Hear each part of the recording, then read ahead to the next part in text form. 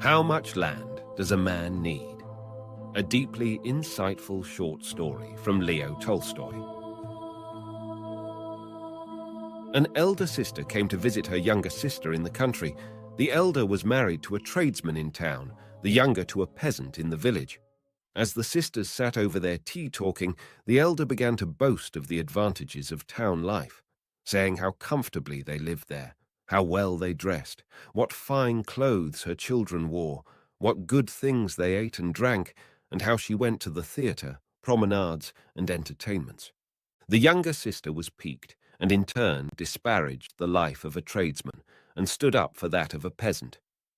"I would not change my way of life for yours," said she. "We may live roughly, but at least we are free from anxiety. You live in better style than we do, but though you often earn more than you need, you are very likely to lose all you have. You know the proverb, 'Loss and gain are brothers twain.' It often happens that people who are wealthy one day are begging their bread the next. Our way is safer. Though a peasant's life is not a fat one, it is a long one. We shall never grow rich, but we shall always have enough to eat." The elder sister said sneeringly, "Enough? Yes, if you like to share with the pigs and the calves. What do you know of elegance or manners? However much your good man may slave, you will die as you are living, on a dung heap, and your children the same." "Well, what of that?" replied the younger. "Of course our work is rough and coarse, but on the other hand it is sure, and we need not bow to anyone. But you, in your towns, are surrounded by temptations. Today all may be right, but tomorrow the evil one may tempt your husband with cards, wine, or women, and all will go to ruin. Don't such things happen often enough?" Pahom, the master of the house, was lying on the top of the oven, and he listened to the women's chatter. "It is perfectly true," thought he. "Busy as we are from childhood tilling Mother Earth, we peasants have no time to let any nonsense settle in our heads. Our only trouble is that we haven't land enough. If I had plenty of land, I shouldn't fear the devil himself." The women finished their tea, chatted a while about dress, and then cleared away the tea things and lay down to sleep. But the devil had been sitting behind the oven and had heard all that was said. He was pleased that the peasant's wife had led her husband into boasting, and that he had said that if he had plenty of land, he would not fear the devil himself. "All right," thought the devil, "we will have a tussle. I'll give you land enough, and by means of that land I will get you into my power." Close to the village, there lived a lady, a small landowner who had an estate of about 300 acres. She had always lived on good terms with the peasants until she engaged as her steward an old soldier who took to burdening the people with fines. However careful Pahom tried to be, it happened again and again that now a horse of his got among the lady's oats, now a cow strayed into her garden, now his calves found their way into her meadows, and he always had to pay a fine. Pahom paid but grumbled, and going home in a temper, was rough with his family. All through that summer, Pahom had much trouble because of this steward, and he was even glad when winter came and the cattle had to be stabled. Though he grudged the fodder when they could no longer graze on the pasture land, at least he was free from anxiety about them. In the winter, the news got about that the lady was going to sell her land, and that the keeper of the inn on the high road was bargaining for it. When the peasants heard this, they were very much alarmed. "Well," thought they, "if the innkeeper gets the land, he will worry us with fines worse than the lady's steward. We all depend on that estate." So the peasants went on behalf of their commune and asked the lady not to sell the land to the innkeeper, offering her a better price for it themselves. The lady agreed to let them have it. Then the peasants tried to arrange for the commune to buy the whole estate, so that it might be held by all in common. They met twice to discuss it, but could not settle the matter.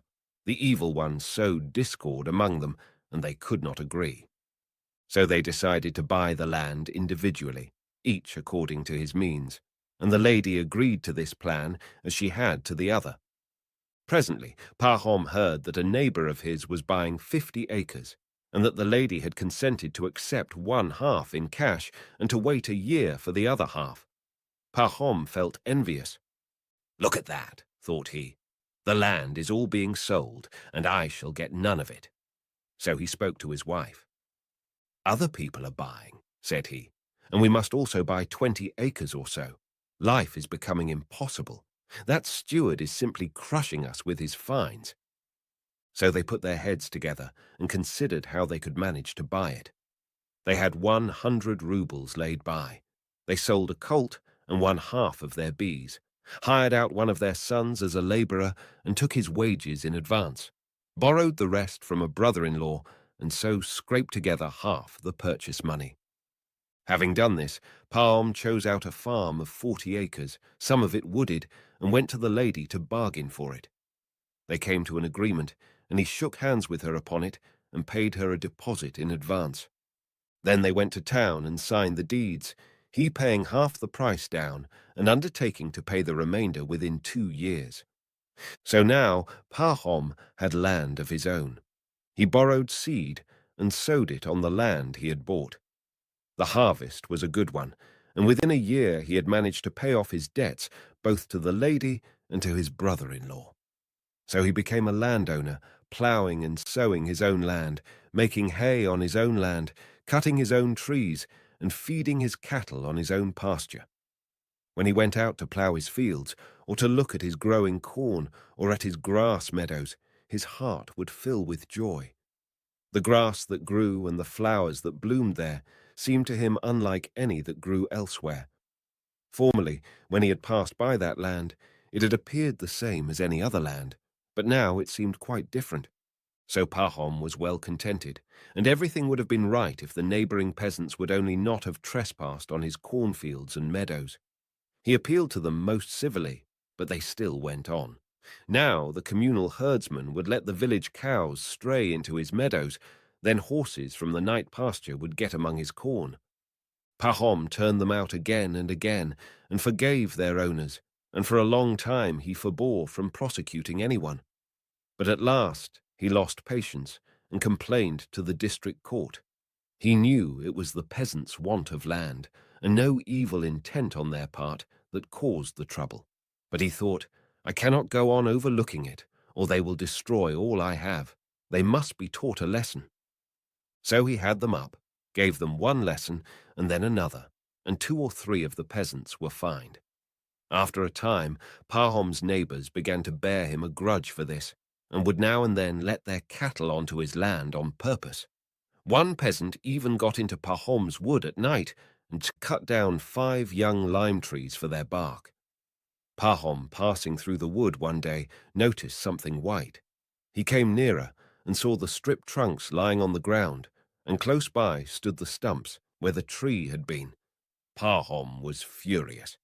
If he had only cut one here and there, it would have been bad enough, thought Pahom, but the rascal has actually cut down a whole clump. If I could only find out who did this, I would pay him out. He racked his brains as to who it could be. Finally, he decided, it must be Simon. No one else could have done it. So he went to Simon's homestead to have a look round, but he found nothing, and only had an angry scene. However, he now felt more certain than ever that Simon had done it, and he lodged a complaint.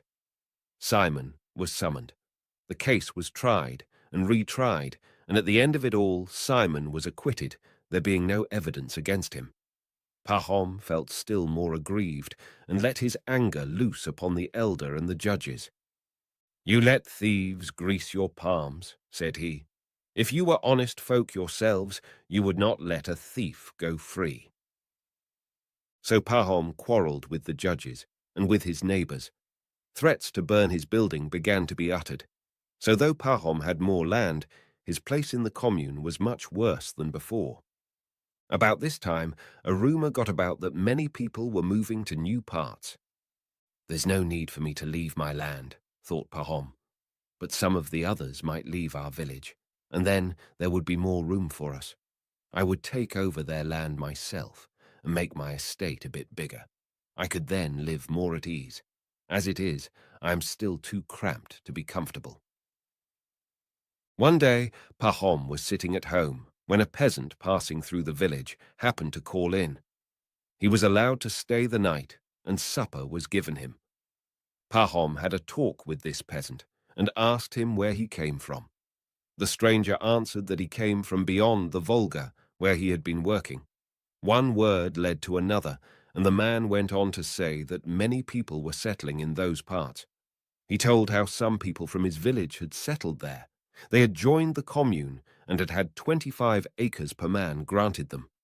The land was so good, he said, that the rye sown on it grew as high as a horse and so thick that 5 cuts of a sickle made a sheaf. One peasant, he said, had brought nothing with him but his bare hands, and now he had 6 horses and 2 cows of his own. Pahom's heart kindled with desire. He thought, "Why should I suffer in this narrow hole if one can live so well elsewhere? I will sell my land and my homestead here, and with the money I will start afresh over there and get everything new. In this crowded place one is always having trouble, but I must first go and find out all about it myself." Towards summer he got ready and started. He went down the Volga on a steamer to Samara, then walked another 300 miles on foot, and at last reached the place. It was just as the stranger had said. The peasants had plenty of land.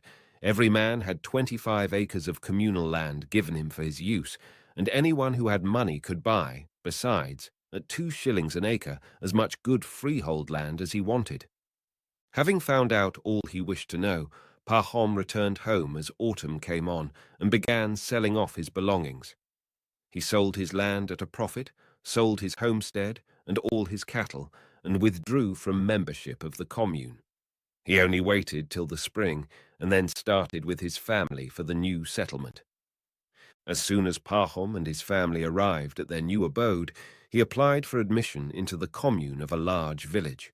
He stood treat to the elders and obtained the necessary documents. 5 shares of communal land were given him for his own and his son's use. That is to say, 125 acres, not all together but in different fields, besides the use of the communal pasture. Pahom put up the buildings he needed and bought cattle. Of the communal land alone, he had 3 times as much as at his former home, and the land was good cornland. He was 10 times better off than he had been. He had plenty of arable land and pasturage, and could keep as many head of cattle as he liked. At first, in the bustle of building and settling down, Pahom was pleased with it all, but when he got used to it, he began to think that even here he had not enough land. The first year he sowed wheat on his share of the communal land and had a good crop. He wanted to go on sowing wheat, but had not enough communal land for the purpose, and what he had already used was not available, for in those parts wheat is only sown on virgin soil or on fallow land. It is sown for 1 or 2 years, and then the land lies fallow till it is again overgrown with prairie grass. There were many who wanted such land, and there was not enough for all, so that people quarrelled about it. Those who were better off wanted it for growing wheat, and those who were poor wanted it to let to dealers, so that they might raise money to pay their taxes.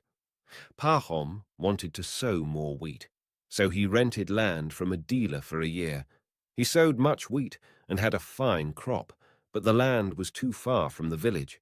The wheat had to be carted more than 10 miles. After a time, Pahom noticed that some peasant dealers were living on separate farms and were growing wealthy, and he thought, if I were to buy some freehold land and have a homestead on it, it would be a different thing altogether. Then it would all be nice and compact. The question of buying freehold land recurred to him again and again. He went on in the same way for 3 years, renting land and sowing wheat. The seasons turned out well, and the crops were good, so that he began to lay money by. He might have gone on living contentedly, but he grew tired of having to rent other people's land every year and having to scramble for it. Wherever there was good land to be had, the peasants would rush for it, and it was taken up at once, so that unless you were sharp about it, you got none. It happened in the 3rd year that he and a dealer together rented a piece of pasture land from some peasants, and they had already ploughed it up when there was some dispute, and the peasants went to law about it, and things fell out so that the labour was all lost. If it were my own land, thought Pahom, I should be independent, and there would not be all this unpleasantness. So Pahom began looking out for land which he could buy, and he came across a peasant who had bought 1,300 acres, but having got into difficulties was willing to sell again cheap. Pahom bargained and haggled with him, and at last they settled the price at 1,500 rubles, part in cash and part to be paid later. They had all but clinched the matter when a passing dealer happened to stop at Pahom's one day to get a feed for his horse. He drank tea with Pahom, and they had a talk. The dealer said that he was just returning from the land of the Bashkirs, far away, where he had bought 13,000 acres of land, all for 1,000 rubles. Pahom questioned him further, and the tradesman said, "All one need do is to make friends with the chiefs. I gave away about 100 rubles worth of dressing gowns and carpets, besides a case of tea, and I gave wine to those who would drink it, and I got the land for less than 2 pence an acre." And he showed Pahom the title deeds, saying, "The land lies near a river, and the whole prairie is virgin soil." Pahom plied him with questions, and the tradesman said, "There is more land there than you could cover if you walked a year, and it all belongs to the Bashkirs. They are as simple as sheep, and land can be got almost for nothing."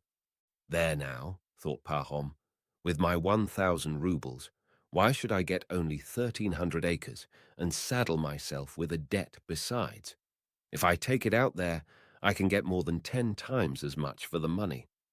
Pahom inquired how to get to the place, and as soon as the tradesman had left him, he prepared to go there himself.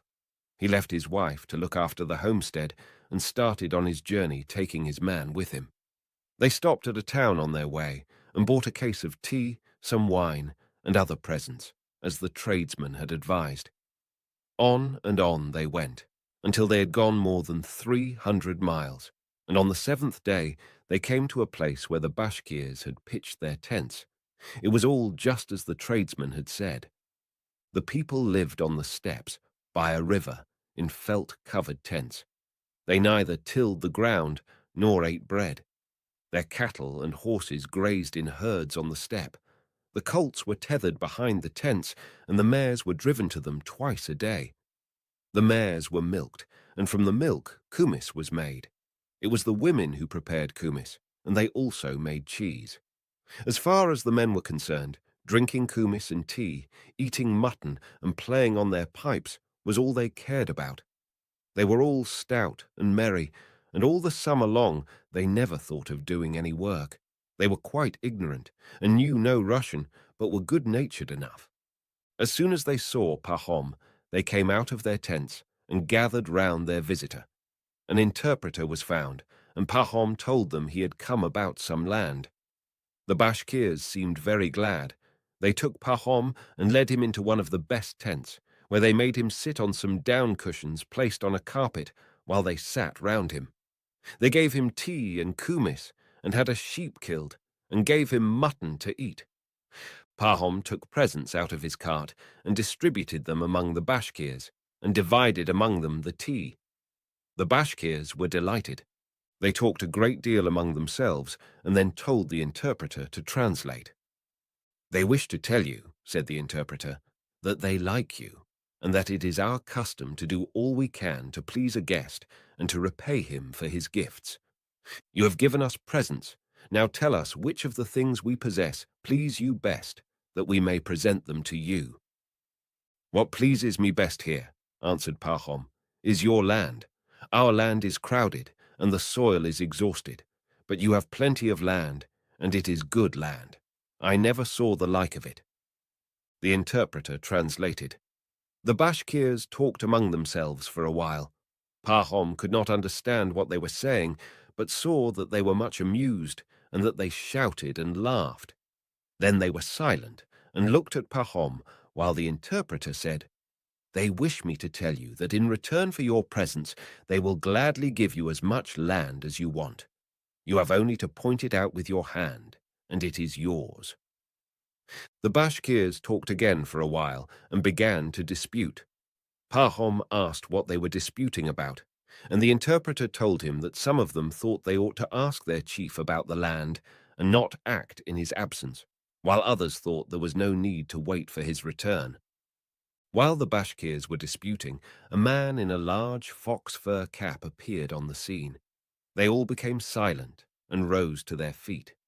The interpreter said, "This is our chief himself." Pahom immediately fetched the best dressing gown and 5 pounds of tea and offered these to the chief. The chief accepted them and seated himself in the place of honor. The Bashkirs at once began telling him something.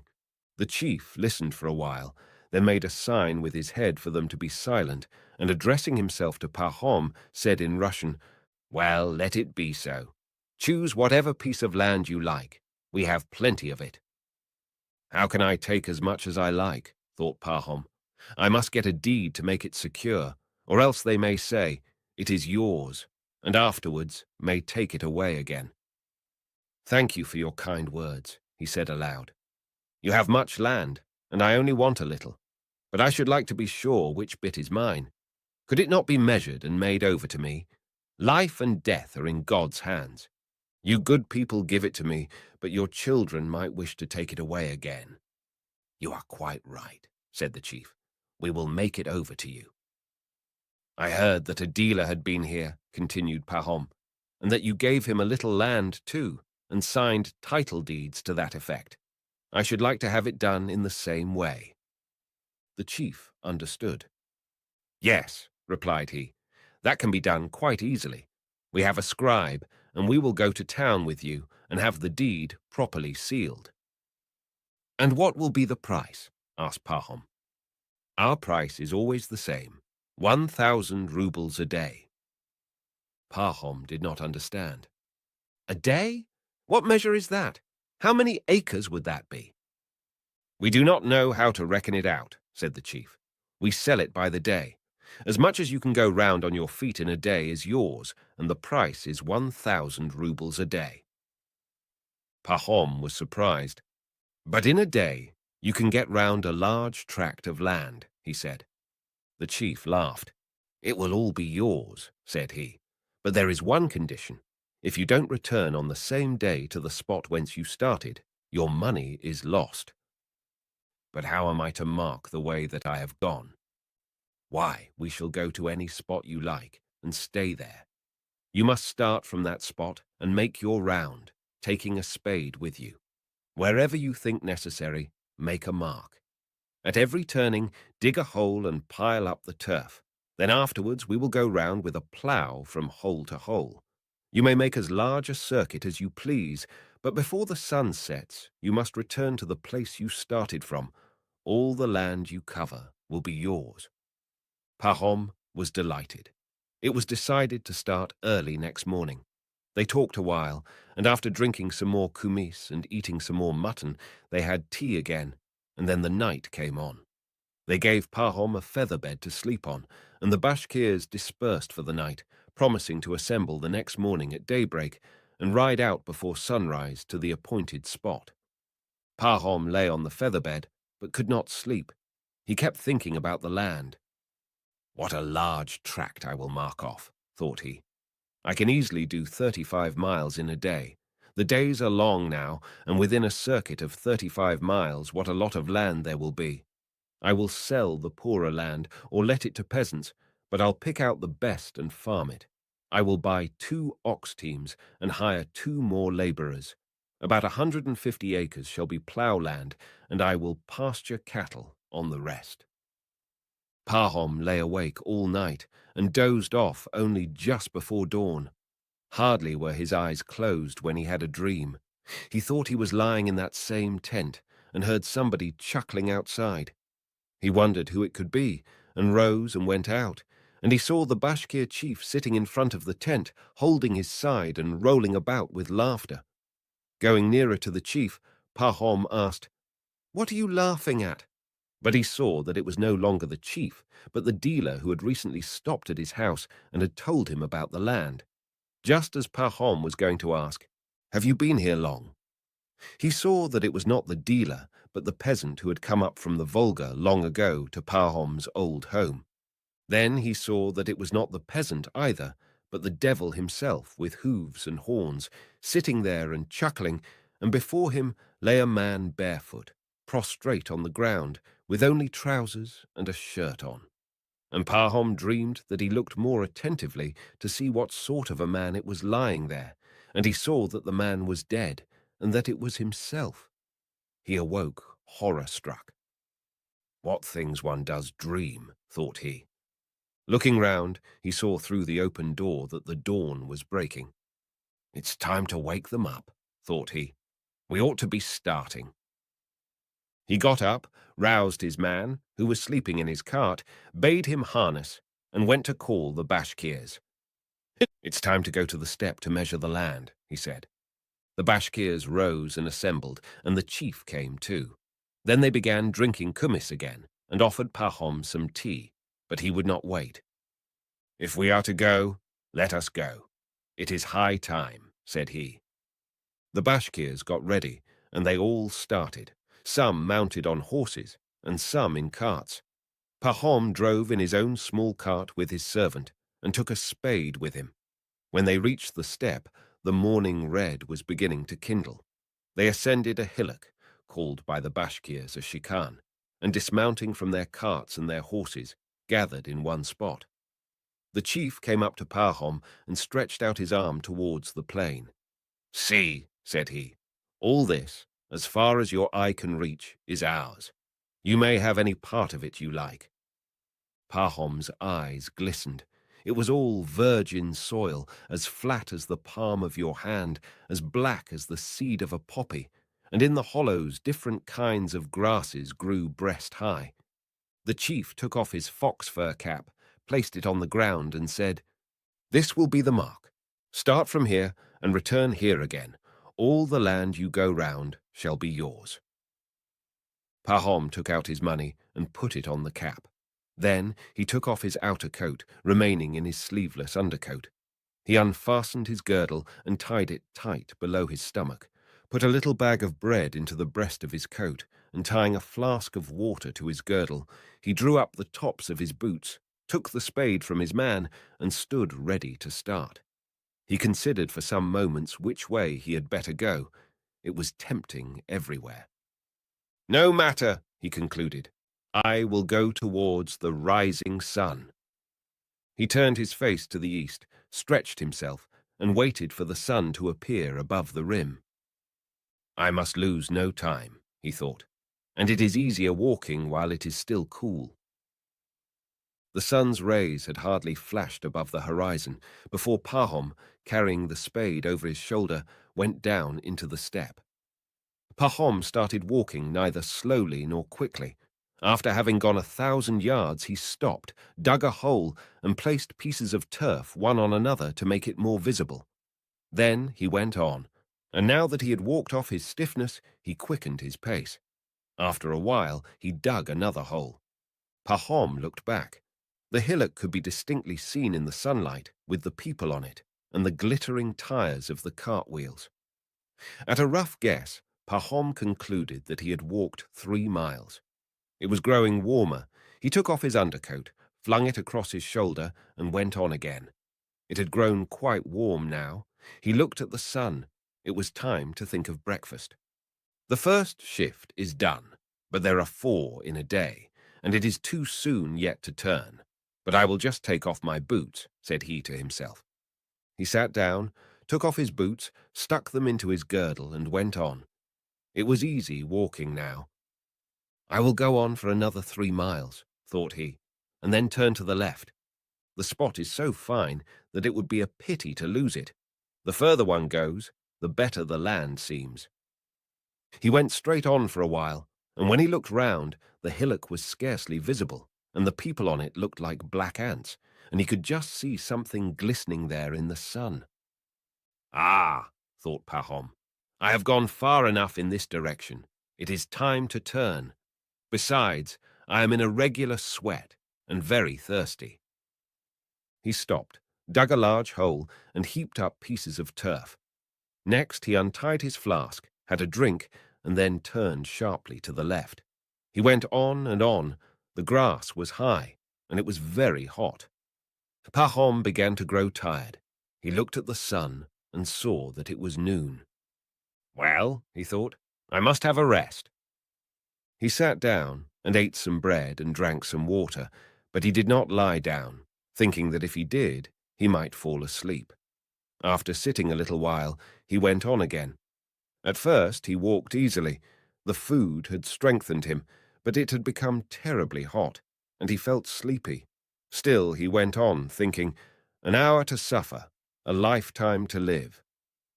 He went a long way in this direction also, and was about to turn to the left again, when he perceived a damp hollow.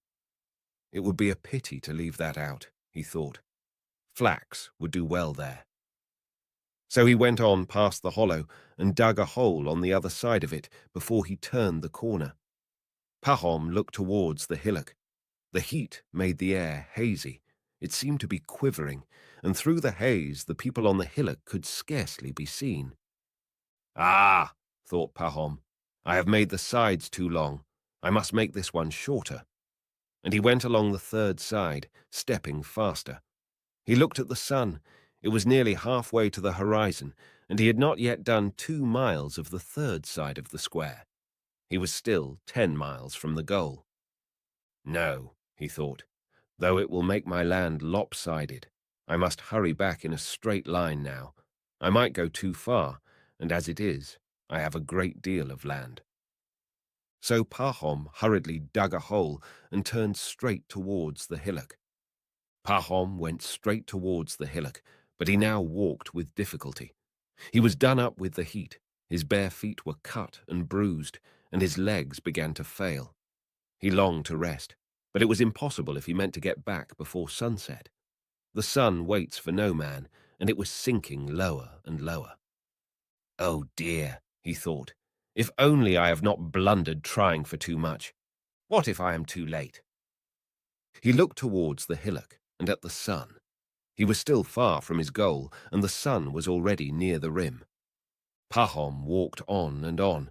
It was very hard walking, but he went quicker and quicker. He pressed on, but was still far from the place.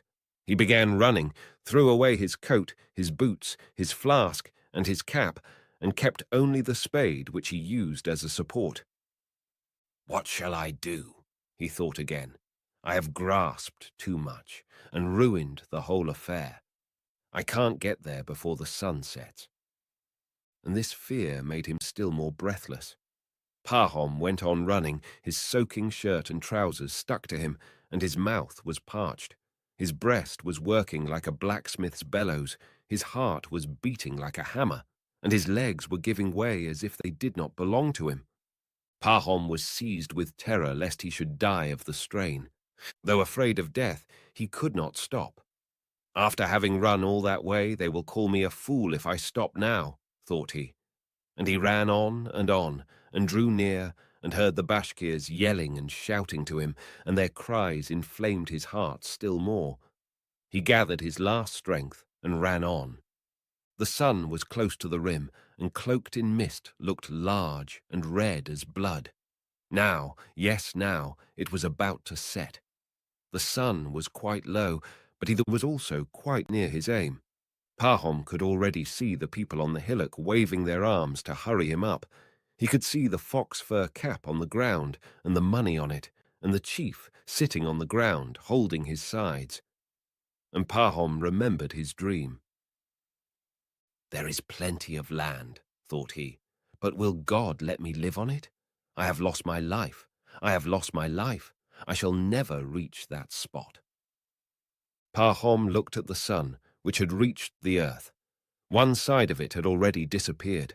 With all his remaining strength, he rushed on, bending his body forward so that his legs could hardly follow fast enough to keep him from falling. Just as he reached the hillock, it suddenly grew dark. He looked up.